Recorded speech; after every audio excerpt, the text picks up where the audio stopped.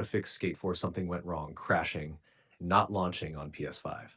If Skate 4 won't launch or keeps crashing with the message, something went wrong, it's likely caused by corrupted cache, outdated game data, or a system conflict. Step-by-step fix. 1. Restart your PS5 and power cycle. 1. Turn off your PS5 completely, not rest mode. 2. Unplug the power cable for 1 minute. 3. Reconnect and start again. This clears temporary cache that often causes the something went wrong pop-up. Update the game and system. Go to Settings, System Software Update. Also check Skate 4 options, check for update.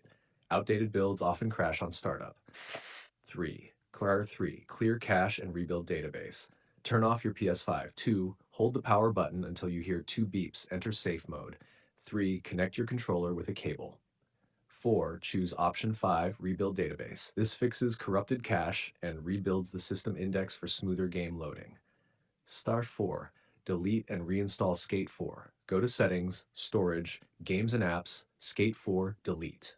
Restart PS5. Reinstall the game from your library. This removes broken or incomplete files. Star 5. Check for save data corruption. Sometimes old save data conflicts with new updates. Settings, Save Data, and Game App Settings, Save Data PS5. Delete from console. Then relaunch the game. It will create new saves. #6. Disable crossplay or online mode temporarily. Go to Skate 4, Settings, Gameplay, Crossplay, Off.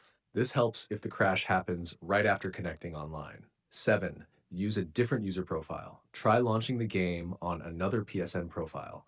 If it works there, your main profile's cache or EA sync may be corrupted.